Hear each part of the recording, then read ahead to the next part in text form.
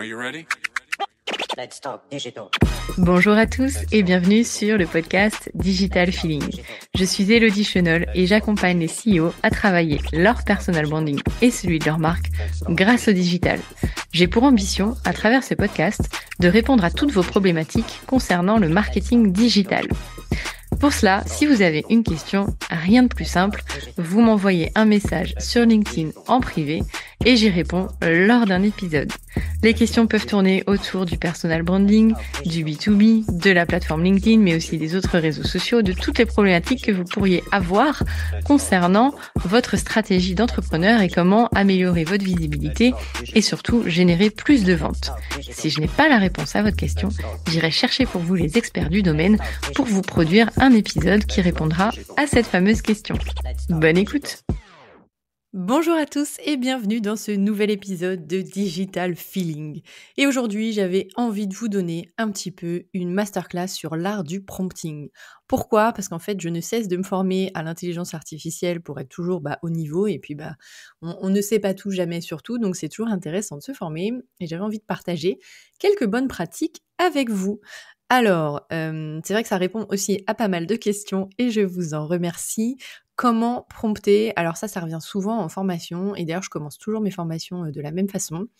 Je vous demande de réaliser quelque chose et puis généralement vous êtes assez déçus du résultat et puis je vous donne les bonnes façons de prompter pour obtenir un résultat qui soit plus en adéquation avec vos attentes et vous allez voir que finalement c'est pas compliqué, ça demande juste un petit peu de pratique. La façon dont il faut voir l'art du prompting, c'est qu'en fait, un GPT, que ce soit ChatGPT, Gemini, Copilot, en fait, c'est votre super stagiaire. Il est méga efficace dans ce qu'il fait, mais il faut lui donner du contexte. Il a zéro contexte. Et en fait, les intelligences artificielles génératives n'ont pas de contexte. Il faut donc leur expliquer au maximum ce que vous attendez. Je vais faire un épisode en 2 temps. Je vais me concentrer d'abord sur le prompting pour les IA génératives de texte et après, je vous donnerai quelques petites subtilités pour les IA génératives de visuel. Alors, pour les IA génératives de texte, je viens de le dire, on va commencer par le contexte. C'est l'étape primordiale puisque c'est ce qui va permettre à l'IA de comprendre un petit peu ce que vous voulez, là où vous voulez aller, ce que vous attendez en fait, l'objectif que vous voulez donner au prompt. Alors, vous pouvez illustrer avec une petite histoire courte, un document que vous avez, en copiant-collant un texte, si ça peut aider l'intelligence artificielle à aller plus loin. Il faut vraiment donner un maximum d'informations, tout ce que vous possédez. Ensuite, si c'est la rédaction d'une newsletter ou bien de posts pour les réseaux sociaux, il va falloir lui donner la tonalité. Est-ce qu'on est sur du formel, de l'humoristique, du poétique ? Vous pouvez écrire des chansons avec de l'IA générative. Et puis le public que vous ciblez, puisque vous n'avez pas parlé de la même façon à des étudiants qu'à des adultes peut-être en formation dans un secteur bien défini ou encore à des enfants. Voilà, le contexte c'est vraiment primordial, ça permet à l'IA de cerner l'ambiance générale de votre demande et puis de pouvoir l'adapter. Mais ça ne s'arrête pas là, sinon ce serait beaucoup trop simple. Enfin, vous pouvez vous arrêter là, mais vous allez voir que les résultats peuvent être un petit peu décevants. Mais déjà, si vous respectez cette étape, vous allez dans la bonne direction et vous pouvez avoir un résultat qui vous convient. Ensuite, pourquoi il faut donner un maximum de détails ? Donc, si vous avez plusieurs documents, vous pouvez, si vous avez ChatGPT version payante, donc ChatGPT 4, vous pouvez les mettre directement en pièce jointe. ChatGPT va les lire. Si vous n'avez pas cette version payante, vous pouvez copier-coller le texte. C'est un peu plus long. Je crois même que c'est dispo dans la version gratuite.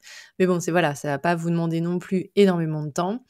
Et donc, c'est important d'ajouter tous ces détails parce qu'en fait, c'est comme des briques de construction de votre prompt. Chaque brique que vous allez ajouter va guider l'intelligence artificielle dans la direction que vous souhaitez prendre.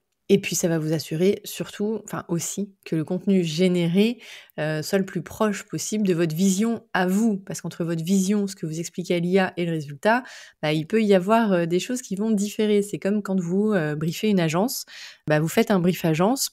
Donc, vous avez quelque chose en tête et puis le résultat obtenu est parfois différent. Donc, vraiment, pensez stagiaire, pensez alternant, pensez agence, pensez tierce personne qui va travailler avec vous. Ça peut être pensez freelance, une personne qui n'a pas le contexte, qui est douée dans ce que vous allez lui demander, mais avec un maximum d'informations à lui donner pour obtenir ce que vous avez en tête.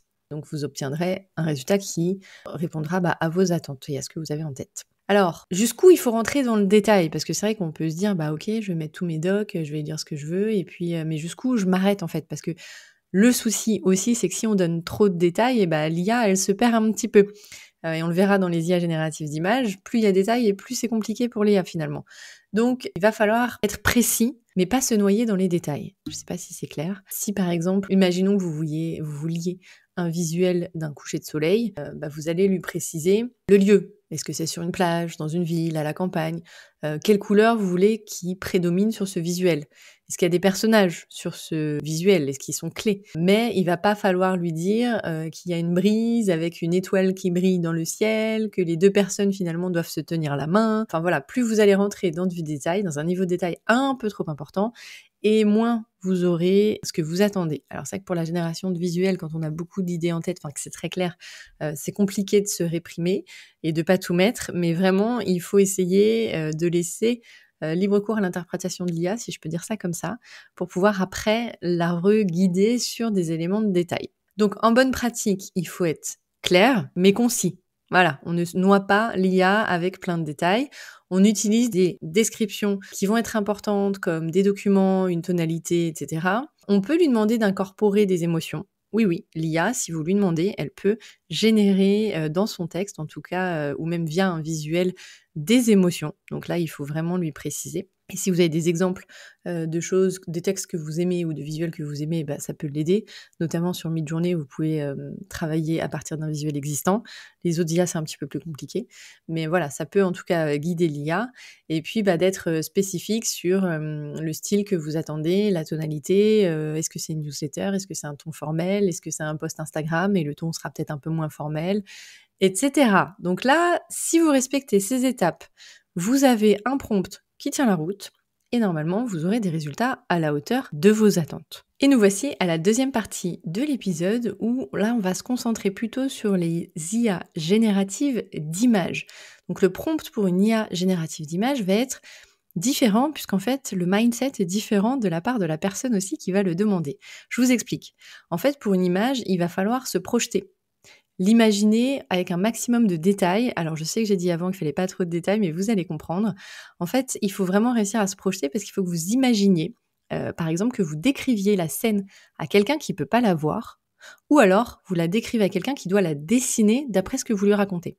Donc vous allez devoir inclure des détails sur les couleurs, les formes, l'éclairage, la perspective, et puis les éléments principaux et secondaires de la scène, mais il faut bien avoir déjà en tête ce que vous attendez, puisque sinon, ça sera plus compliqué pour faire le prompt. Les descriptions, elles doivent être précises et détaillées. Donc dans le choix des visuels, par exemple, si vous lui demandez un chat sous un arbre, vous avez des chances d'être un peu déçu parce que vous l'imaginiez plutôt d'une certaine façon. Alors que si vous êtes précis et que vous demandez un chat tigré gris sous un grand chêne aux feuilles vertes luxuriantes, avec des rayons de soleil qui filtrent à travers les branches, vous aurez plus de chances d'avoir un résultat qui correspondra à vos attentes. Ça ne veut pas dire que 100% des cas, c'est une réussite, mais vous allez quand même guider l'IA sur vos attentes. Ensuite, la composition, elle est vraiment très importante puisque vous devez réfléchir aussi à l'agencement des éléments dans l'espace. Alors à la perspective, à la focalisation, les experts de prise de photos n'auront pas de mal à donner des détails techniques sur ce qu'ils attendent de l'image avec des notions de prise de vue, comme des vues en plongée, ou alors au premier plan il y a ci, il y a ça. L'IA essaiera de s'en dépatouiller et de proposer quelque chose qui y correspond. Et c'est vrai que si vous allez sur Midjourney, il y a pas mal de prompts assez techniques avec le niveau d'ouverture attendu, etc. Et c'est plutôt généralement des photographes qui savent à quoi doit ressembler le visuel. Et enfin, vous pouvez mentionner des œuvres d'art ou alors des styles visuels spécifiques pour être extrêmement utiles pour guider le style de l'IA. Par exemple, vous pouvez demander un style impressionnisme en évoquant les œuvres de Van Gogh. Ou alors, vous pouvez demander un style manga.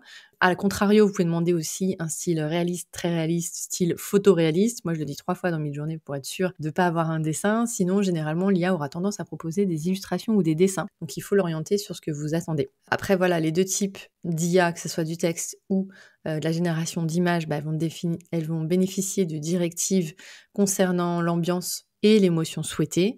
Pour les images, ça pourrait se traduire par l'utilisation des couleurs et d'éclairage spécifiques pour évoquer une émotion, alors que pour le texte, ça va impliquer plutôt le choix des mots, le scénario, qui veulent véhiculer des sentiments particuliers. Voilà, j'espère que cet épisode vous a plu. Vous avez en tout cas toutes les clés pour prompter avec un GPT, quel qu'il soit, et un Midjourney, ou alors un DALL-E, ou alors encore un autre logiciel de demande de visuel.